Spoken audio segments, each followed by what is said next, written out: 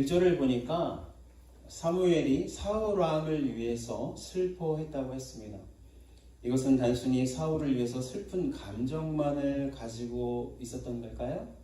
그게 아니라 사무엘은 계속해서 사울을 위해서 기도했다는 것을 보여주는 말씀입니다.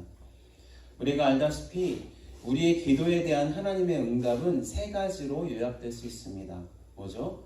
Yes, wait, no 인 것입니다. 그런데 오늘 사무엘이 사울을 위해서 계속해서 기도한 것에 대한 응답은 no로 나왔습니다. 하나님께서는 대부분 우리의 기도를 다 들어주십니다.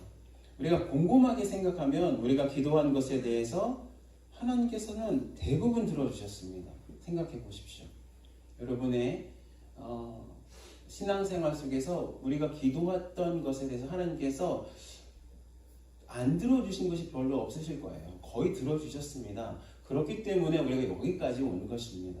그래서 찬송가 489장에서 보면 받은 복을 세어보아라, 주의 크신 복을 내가 알리라 라고 찬송하는 이유가 그것 때문입니다. 주님은 우리의 기도를 대부분 들어주십니다. 그런데 하나님께서 기다리라고 말씀하실 때가 있습니다. 하나님의 때가 되기까지 계속해서 기도하라는 말씀입니다. 이럴 때 우리는 마음이 참으로 조급해요. 하나님께서 마땅히 들어주셔야 하는 기도 제목인데도 하나님께서는 즉시로 들어주시 않으시고 하나님의 때가 찰 때까지 계속해서 기도하라고 말씀하십니다. 예를 들면 뭐가 있겠죠? 이 가족 구원이 그럴 수 있습니다. 남편을 위해서, 자녀의 구원을 위해서, 또 자신의 가까운 사람의 구원을 위해서 기도하는 것, 즉각 하나님께서 들어주시면 참 감사한데 하나님께서 기간을 오랫동안 두고서 기도하기를 원하십니다. 그런데 여러분 아십니까? 하나님 그 기도 들어주십니다. 들어주십니다. 얼만큼 오래 기도하냐 거기에 대한 싸움일 뿐입니다. 그래서 포기하지 않으셨으면 좋겠습니다. 그리고 그 기도 제목을 감당할 때까지 하나님께서 우리가 이렇게 성장하길 원하셨기 때문에 그렇게 우리의 기도가 아직까지 wait, 기다리라 여기까지 머무르고 있는지도 모르겠습니다. 그래서 기도를 통해서 그 상황을 통해서 우리 내면이 깎아지는 거죠. 우리 내면이 하나님 앞에 하나님 원하시는 그 모습으로 변하기를 하나님께서 원하시는 것입니다. 세 번째로 오늘 본문에서 세 번째 그 대답이 노였는데요. 오늘 본문에서 사무엘이 받아든 것처럼 노라는 대답을 사무엘은 받아든 것입니다. 기도에 대한 응답이 거절일 때가 있습니다. 이럴 때 우리 마음 참으로 어렵습니다. 우리의 기도가 거절될 때 우린 절망합니다. 그런데 그렇게 하나님께서 거절하실 때 그 기도 제목이 이루어지면 우리에게 참으로 해악이 되거나 그 거절을 넘어서 더 좋은 것으로 주시기 위함인 것을 우리는 믿어야 합니다. 오늘 말씀에서 사울을 향한 사무엘의 기도 거절되었습니다. 그렇죠? 그래서 하나님은 사무엘에게 그를 위해서 슬퍼하는 것을 그만두라고 말씀하신 것입니다. 이렇게 사무엘의 기도가 거절되었지만 그 거절된 이유는 더 좋은 것으로 주시기 위한 것입니다. 이스라엘 백성들을 위해서 세워진 사울은 결국 하나님 명령에 온전하게 순종하지 않았기 때문에 이스라엘 백성들에게 커다란 해악을 끼쳤습니다. 지금 우리가 읽고 있는 사무엘상 16장을 읽어보면 별로 사울이 이스라엘 백성들에게 해악을 끼친 것으로 보이지는 않습니다. 그런데 그 이후에 이스라엘의 혼란을 보면 사울의 하나님 앞에 그 불순종 때문에 얼마나 큰 환란을 이스라엘 사람들은 겪었어야 했는지 우리는 발견할 수 있습니다. 하나님께서요, 오늘 본문에서 다윗을 선택하시잖아요. 근데 다윗을 선택하셨을 때와 사울을 선택하셨을 때의 그 배경이 조금 다릅니다. 사울을 선택했을 때는 하나님께서 누구의 요구에 따라서 왕을 세워주셨어요? 백성들의 요구에 따라서 백성들의 눈에 찰만한 사람을 이제 선택하신 것입니다. 그런데 오늘 보니까, 오늘 말씀을 쭉 읽어보니까 다윗을 선택했을 때는 백성들의 의견이 존재하지 않습니다. 오직 하나님 그분의 의견만, 하나님 그분의 뜻만이 그곳에 존재하는 것입니다. 그래서 사람의 뜻에 따라서 갈 때 나타난 그 결과와 하나님의 뜻에 맞춰서 세워진 그 결과가 지금 당장에는 보이지 않습니다. 사무엘상 16장에는 보이지 않습니다. 그런데 나중에 다윗이 그 왕국을, 이스라엘 왕국을 통일한 후에는 그것이 극명하게 비교될 수 있었던 것입니다. 그래서 우리의 기도가 노라고 하실 때, 그러니까 백성들이 요구했던 그 기도 제목에 대한 응답이 사실 이스라엘에게 선한 것이 아니라 오히려 악한 것으로 이렇게 결과를 맺어짓고 있는데, 이것을 볼 때 우리가 원한 것이 이루어지지 않는다고 해서 그것이 우리에게 나쁜 것은 아니다. 훨씬 더 좋은 결과일 수 있다.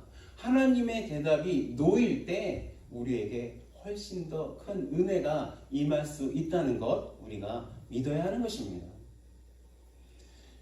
여러분, 우리는요 다 죽음 앞에 설 것입니다.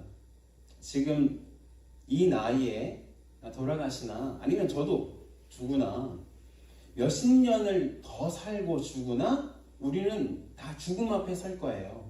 이거 변하지 않습니다.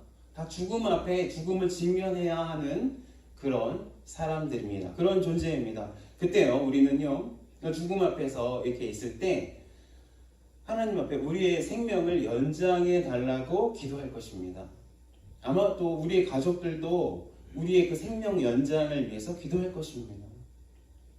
그런데요, 그때 우리 기도에 대한 응답이, 우리 가족들이 기도했던 그 기도의 그 응답이 노가 되면 뭐가 되는 거예요? 우리는 죽음을 경험하는 것입니다. 그런데 우리가 우리 기도에 대한 응답이 노가 되었다고 해서 우리에게 엄청난 해가 될까요? 그렇지 않습니다. 우리는요, 우리의 육신의 죽음을 통과해야만 영광스러운 부활의 몸, 예수님처럼 부활한 그 몸을 다시 입을 수 있습니다. 부활을 통과하지 않고는, 죽음을 통과하지 않고는 부활을 경험할 수 없는 것입니다. 물론 예수님이 오실 때 그때 살아있는 사람들은 죽음을 경험하지 않을 거예요.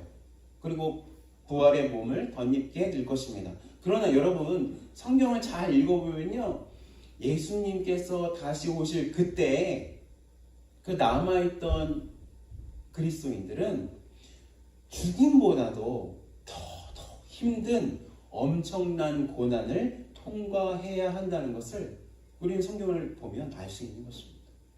그걸 잊지 말아야 하는 것입니다. 그래서 이렇듯 우리의 기도에 대한 그 응답이 놓일 때, 이루어지지 않는다고 해서 하나님께 실망할 필요가 없는 것입니다. 오히려 하나님께서 주실 더 큰 선물을 기대할 수 있음을 우리는 알아야 하는 것입니다. 여러분들의 기대가 꺾어질 때, 사무엘이 사울을 향한 그 기대가 꺾어졌을 때 다윗을 하나님께서 주셨듯이 우리의 기대가 꺾어졌을 때 하나님께서 얼마나 더 큰 은혜를 주실지 여러분 기대하셔야 하는 것입니다. 아멘 하시면 좋겠어요.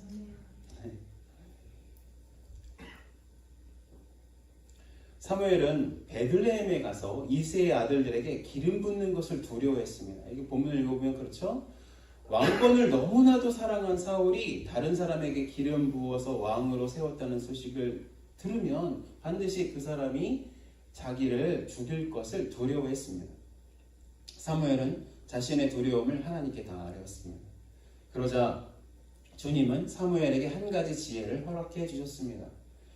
그가 수행하는 미션을 베들레헴 사람들과 이스라엘 백성들에게 알리지 않고 더군다나 사울에게도 알리지 않을 방법을 알려주셨습니다. 그건 뭐냐면 베들레헴 사람들과 함께 화목제를 드리라는 말씀이었습니다. 그래서 암소 한 마리를 끌고 사무엘을 베들레헴으로 가게 했습니다. 근데 여기서 한 가지 우리가 생각해 볼 필요가 있습니다. 가만 보니까 하나님께서 사무엘에게 제사를 핑계 삼아서 사무엘의 목숨을 보지할 것을 말씀하신 것입니다. 그러니까 하나님은 사무엘에게 제사를 이용하라고 말씀하신 것입니다. 여러분, 우리가 이 사무엘상을 쭉 읽고 있는데요. 그런데 사무엘처럼 제사를 이용한 사람이 또 있어요. 누가 있죠? 사울이 있었습니다. 사울은 제사를 이용해서 어떻게 했습니까? 자신의 왕권을 강화하려고 했습니다. 자신의 체면을 세우려고 했습니다. 그런데 오늘 본문에서 사무엘은 제사를 이용해서 자신의 목숨을 보호했습니다. 그냥 차이점이 무엇입니까? 사울과 사무엘의 차이점. 다 제사를 이용하고 있습니다. 그것은 하나님으로부터 그것이 하나님의 그 말씀으로부터 그것이 시작되었는가 아닌가 그 차이인 것입니다. 하나님은 제사를 정성스럽게 그리고 순결한 마음으로 드리는 것을 소중하게 여기십니다. 그런데 그보다 더욱더 귀히 여기시는 것은 하나님의 말씀에 순종하는가 아닌가 그것을 우리는 본문을 통해서 알 수 있는 것입니다. 사무엘은 이새의 첫 아들인 엘리압을 보고 한눈에 반했습니다. 그의 용모가 뛰어났고 키가 컸기 때문입니다. 용모가 크고 키가 컸던 사람은 또 누구였습니까? 사울이었습니다. 사울은 키가 커서 다른 사람들보다 머리가 하나 더 있는 것처럼 그렇게 컸다고 합니다. 다른 사람 볼 때는 와 라고 할 수 있는 그런 외모를 갖고 있는 사람이 사울이었던 것이죠. 그런데 사무엘은 사울을 세웠을 때 사울의 외모 때문에 마음이 흡족했던 그 경험으로 사람을 보는 것 멈추지 않은 것 같아요. 그래서 엘리압을 보고 한눈에 반한 것입니다. 그런데 주님은 사무엘의 마음속에서 7절을 보니까 그의 용모와 키를 보지 말라 내가 그를 이미 버렸노라 라고 말씀하셨습니다. 사람은 외모를 보거니와 나 여호와는 중심을 보느니라. 엘리압이 어떤 그 기준 때문에 어떤 그 기준에 못 미쳤기 때문에 그 마음의 기준이요 하나님께 왕으로 선택받지 못했는지는 정확하게 나와 있지 않습니다. 다만 그 중심에 하나님을 따르려는 마음이 없었다고만 우리는 생각할 수 있습니다. 다윗을 선택했던 기준 그건 뭐냐면 다윗의 마음에 그 중심에 하나님을 사랑하고 따르려는 마음이 가득했기 때문에 하나님께서 선택하신 것입니다. 그런데 이런 배경 속에서 이스라엘의 제1대 왕인 사울과 제2대 왕인 다윗을 선택하셨을 때 그 선택의 그 배경, 그 마음 말고요. 그 마음 말고 그 배경, 선택의 배경에는 한 가지 공통점이 있습니다. 그게 공통점이 뭘까요? 바로 그 둘 모두가 변변치 않은 배경의 사람이었다는 것입니다. 사울이 속한 베냐민 지파 가장 작은 지파였어요. 가장 작은 지파일 뿐만 아니라 부끄러운 지파였습니다. 사사기 19장에 보면 베냐민 지파 사람들이 기브아에서 레위인의 첩을 윤관했던 큰 죄 때문에 그 지파 자체가 이스라엘 백성들에게 죽임받아 없어질 뻔했던 지파입니다. 그래서 사울도 자기가 왕으로서 기름 부음을 받게 될 것이다 라는 얘기를 들었을 때 내가 이 조그만 가문인 우리 집안에서 어떻게 왕이 될 수 있느냐 이런 얘기를 하는 거예요. 그리고 그래가지고 그렇게 약해져 있고 다른 사람들의 그 지탄의 대상이 되었던 베냐민 지파에 속한 사울이 온 이스라엘의 첫째 왕으로 세움을 받았다는 것, 그건 사람의 눈으로 보아서는 이해하기 힘든 일입니다. 그와 똑같이 오늘 본문에서 기름 부음 받은 다윗도 지금 어떤 처지냐면 마을 제사에 초청도 받지 못하는 변변치 않은 아이였다는 것을 우리는 금방 알 수 있습니다. 그렇죠? 제사장의 제사를 지내고 이제 하고 난 다음에 이제 마을 사람들끼리 이제 음식을 나눠 먹거든요. 그럴 때 어떻습니까? 그 먹는 그 잔치에도 다윗은 초청받지 못했습니다. 분명히 다윗은 그 집안에서 잊혀진 존재고 무가치한 존재였던 것입니다. 여러분 생각해 보시죠. 어떤 집안의 그 막내 아들이면 어떤 존재입니까? 사랑받는 존재입니다. 사랑을 많이 받는 존재가 막내 아들입니다. 그래서 막내 아들들이 버릇이 없다는 그런 우리 통설이 있지 않습니까? 이 막내 아들은요, 아버지에게도 늦게 얻은 아들이기 때문에 아버지 입장에서 아들을 대하는 듯하면서 이렇게 대하는 게 아니라 마치 자기 손주를 대하는 것처럼 이렇게 대하게 되어 있습니다. 그래서 귀여움을 받는 그런 존재입니다. 그런데요, 이 다윗과 그 집안을 이렇게 성경 말씀을 쭉 살펴보면 다윗이 그렇게 귀한 대접을 받았다고 생각할 수 없습니다. 급기야 다윗은 시편 27편에 이렇게 이야기하고 있습니다. 이렇게 얘기하고 있어요. 내 부모는 나를 버렸으나 여호와는 나를 영접하시리이다. 내 부모가 자기를 버렸다고 할 만큼 그렇게 고백하고 있습니다. 이것을요, 사무엘하 17장 25절을 통해서 이렇게 설명하는 신학자들이 있습니다. 사무엘하 17장 25절 제가 읽어드리겠습니다. 압살롬이 아마사로 요압을 대신하여 군 지휘관으로 삼으니라. 아마사는 이스라엘 사람이라. 이드라하는 자의 아들이라. 이드라가 나하스의 딸 아비갈과 동침하여 그를 낳았으며 아비갈은 요압의 어머니 수리아의 동생이었더라. 지금 족보가 많이 꼬여 있는데요. 제가 설명을 잘 해드려야 돼요. 없나요? 혹시? 나하스의 딸 아비갈과 수루야라는 두 딸이 나와요. 근데 이 두 딸이요, 다윗의 누나들이었어요.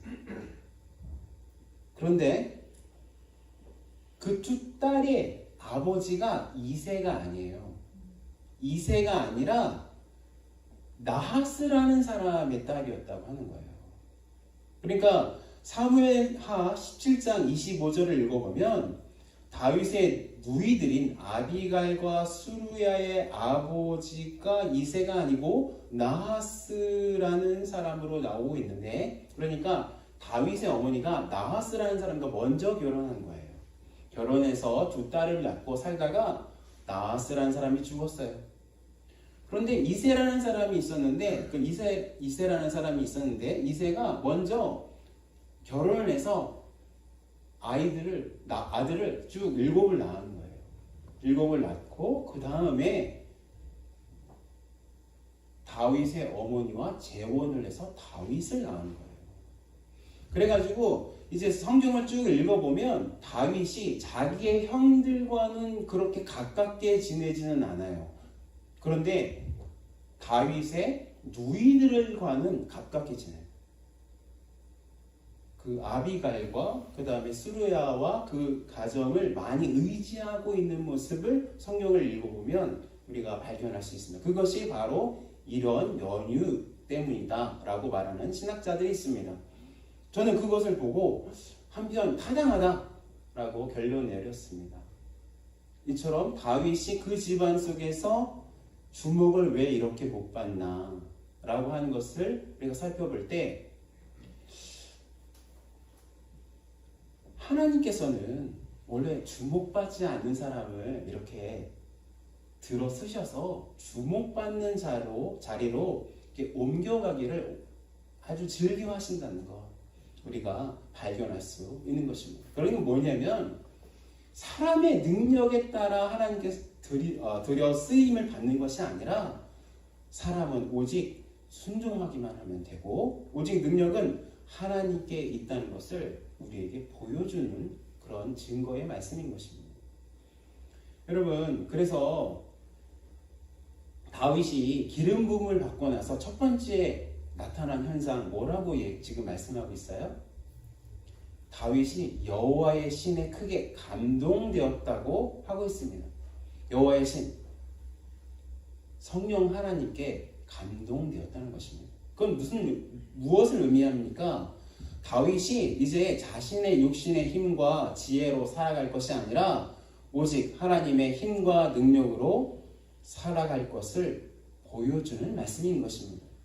그리고 이스라엘의 왕은 자기의 능력으로 그 임무를 행하는 자리가 아니라 오직 성령 하나님의 능력과 인도하심으로만 그 임무를 수행할 수 있는 직임을 그런 자리임을 보여주는 말씀인 것입니다. 이렇게 제가 쭉 말씀을 설명했는데요. 이 말씀 속에서 우리 삶 속에서 이 적용하고 싶은 것이 있습니다. 첫 번째는 뭐냐면 하나님은 사람이 망친 것을 회복시키신다는 것을 믿자는 것입니다. 우리 다 같이 이 대절 읽겠습니다. 시작. 하나님은 사람이 망친 것을 회복시키신다는 것을 믿자. 네, 그렇습니다. 하나님은 구원의 하나님이십니다.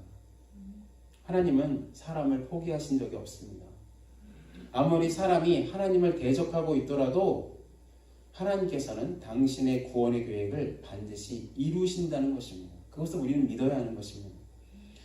하나님께서 본문에서 사울이 망친 이스라엘을 그냥 내버려 두지 않으셨습니다. 만약 사울이 계속해서 이스라엘을 통치하게 하셨다면 이스라엘은 원래 가지고 있었던 온 인류를 위한 구원 계획을 성취하는 도구로서 제 기능을 못했을 것입니다. 이스라엘은 계속해서 이 세상 영향력에 그대로 따라가서 우상을 섬기면서 하나님의 철저한 원수로 남았을 것입니다. 그리고 그 구원 언약의 완성이신 예수 그리스도는 한참이나 뒤에 오셨어야 했을 것입니다. 그렇기 때문에 하나님께서는 사울이 시작한 잘못된 길에서 이스라엘을 원래 그 자리로 돌려 놓으셨어야 했습니다. 그래서 사울의 타락 이후에 재빨리 또 다른 왕인 다윗을 준비시키셨어야 했던 것입니다. 우리 삶도 마찬가지입니다. 우리가 우리 마음대로 살 때 우리 삶이 망가져 있는 모습을 때때로 발견하게 됩니다. 그런데 우리가 그 망친 우리의 그 삶을 회복시키는 존재는 내가 아닐 경우가 너무나 많이 있습니다. 절대 아니죠. 우리 스스로가 아니죠. 하나님이심을 깨달을 때가 우린 너무나 많이 있습니다. 우리 안에 있는 사울이 갖고 있었던 육신의 정욕, 이생의 자랑, 안목의 정욕을 채우고 살다가 우리의 삶이 얼마나 많이 망가져 있는지 우리는 너무나 잘 알고 있습니다.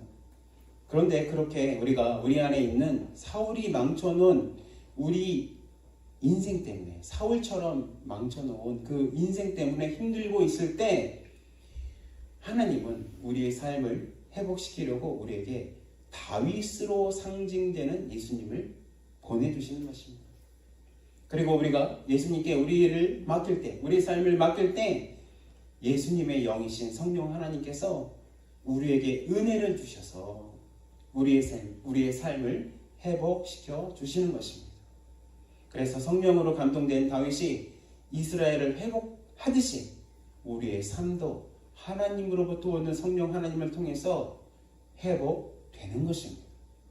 그래서 두 번째 대지는요, 성령 하나님께 감동되고 충만해져서 우리의 삶을 회복하자는 말씀입니다. 이 대지를 읽겠습니다. 시작. 성령 하나님께 감동되고 충만하셔서 우리의 삶을 회복하자. 그렇습니다. 우리는 성령 하나님을 부릴 수 있는 어떤 존재로 착각할 때가 있어요. 성령 하나님 우리와 함께 하시죠. 그래서 성령 하나님 우리의 소원을 들어주십니다. 우리의 기도를 들어주십니다. 그래서 성령 하나님을 이렇게 우리가 마음대로 좌지우지할 수 있는 그런 존재로 착각할 때가 있습니다. 아픈 것을 낫게 해주는 어떤 도움이, 우리의 소원을 들어주는 램프의 요정, 이런 정도로만 생각할 때가 많이 있습니다. 그리고 어떤 불이나 바람, 소리, 이런 현상, 이런 것으로 이해할 때가 많이 있습니다. 근데 여러분, 성령님 하나님이십니다.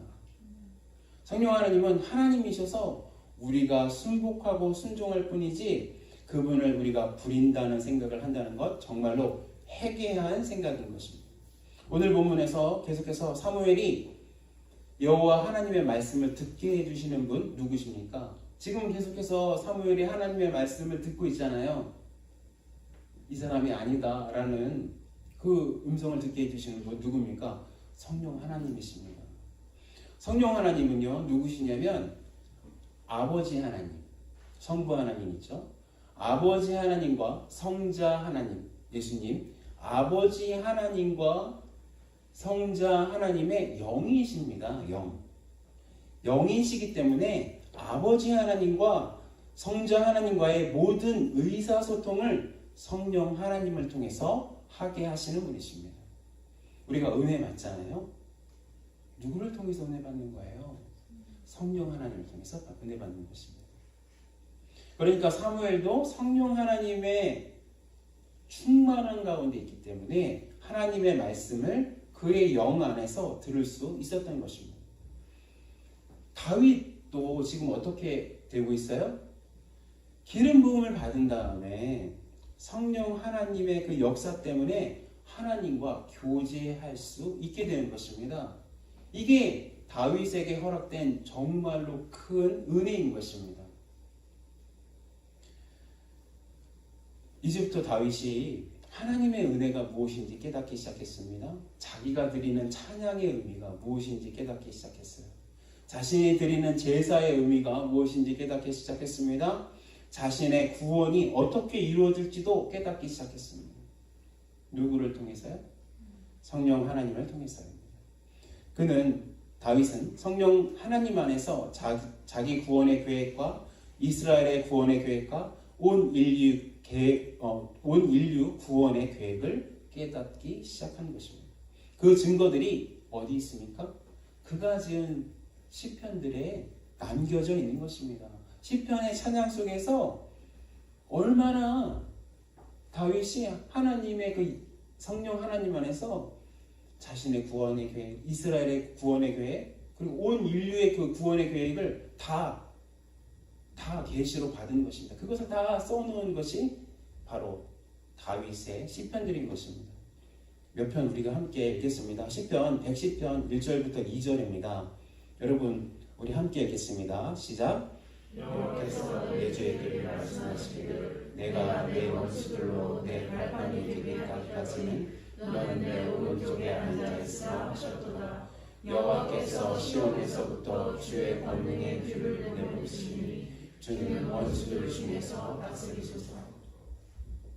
예수 그리스도를 자신의 영적인 눈으로 성령 하나님의 계시 때문에 본 것입니다. 그 보고 시편 110편 기술한 것입니다.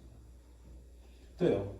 사도행전 2장 25절 28절 말씀입니다. 이 말씀은요. 베드로가 시편 16편을 인용해서 했던 말씀입니다. 같이 읽겠습니다. 시작. 다윗이 그를 가리켜 내가 항상 내 앞에 계신 줄을 배웠으며 나로 요동하지 않게 하기 위하여 그가 내 우편에 계시도다. 그러므로 내 마음이 기뻐하였고 내 혀도 즐거워하였으며 육체도 희망에 거하리니 이는 내 영혼을 음부에 버리지 아니하시며 주의 거룩한 자로 썩음을 당하지 않게 하실 것이니로다.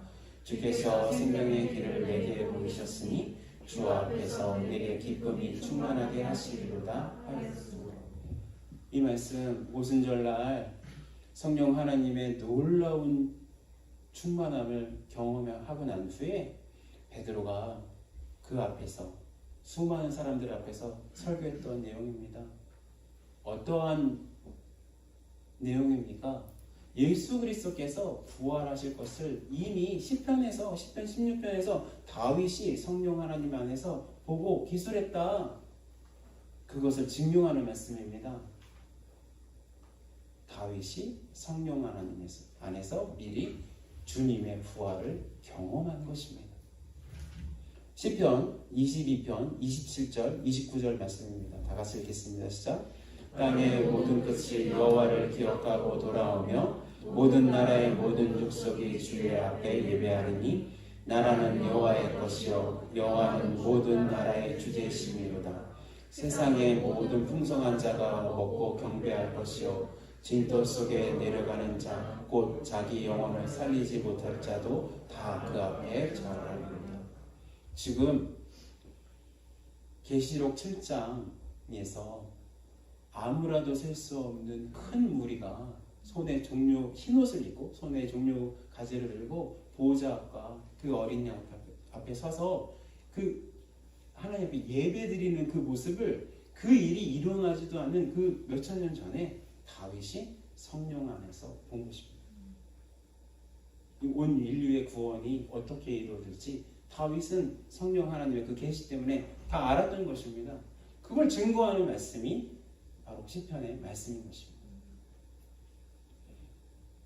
이처럼 다윗이 성령 하나님의 감동을 받기 시작한 때부터 그 인생은 자기 육체에 갇힌 것이 아니라 자신의 그 능력에 갇혀 있는 것이 아니라 영원이라는 그 시간까지 자신의 인생을 확장시킬 수 있었던 것입니다.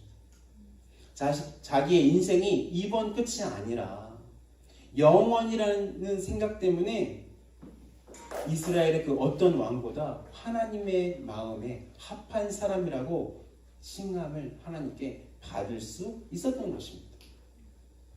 여러분, 그렇다면 우리도 다윗처럼 성령의 감동 받은 사람 아닙니까? 우리가 그리스도인 아닙니까?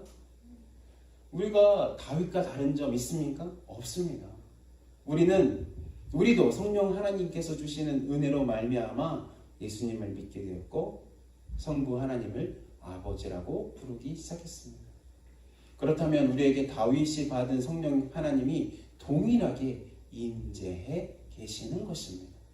우리는 성령 하나님의 감화, 감동, 교통 없이 하나님의 말씀 깨달을 수 있습니까? 없습니다. 은혜 받을 수 있습니까? 없습니다. 죄를 죽이며 거룩한 삶 살 수 있습니까?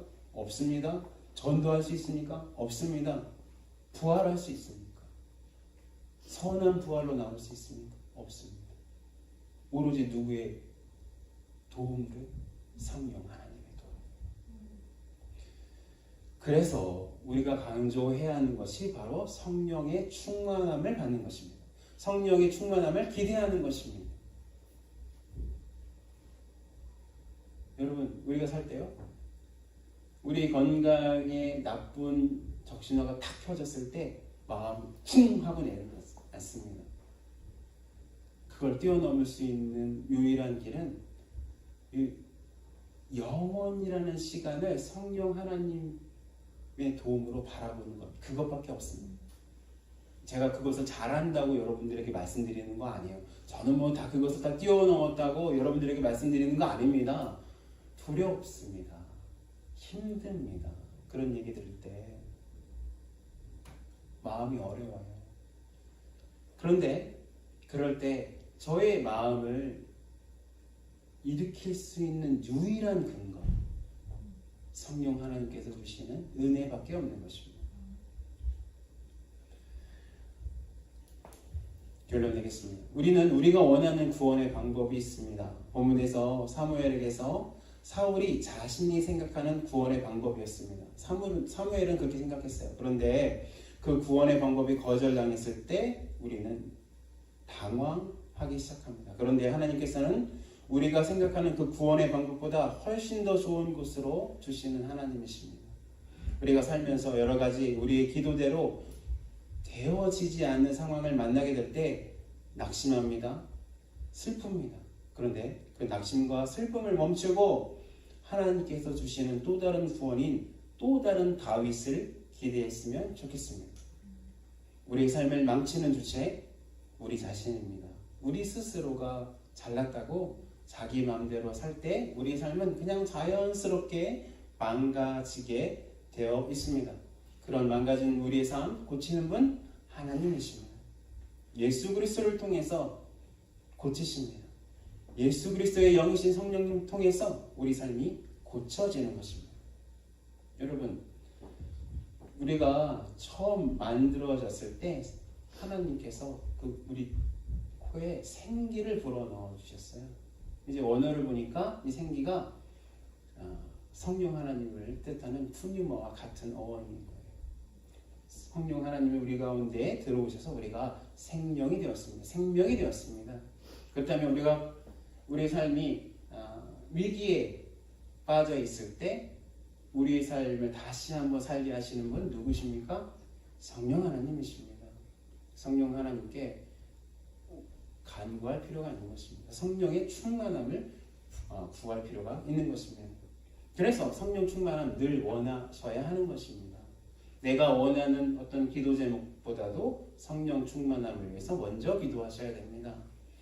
그래서 우리 안에 아직도 남아있는 우리 마음대로 살려고 했던 그런 모든 경향들, 육신의 정욕, 안목의 정욕, 이생의 사랑, 그것에 휘둘려서 그것에 맞춰서 살지 않을 수 있도록 우리가 조심해야 됩니다. 어떻게 해요?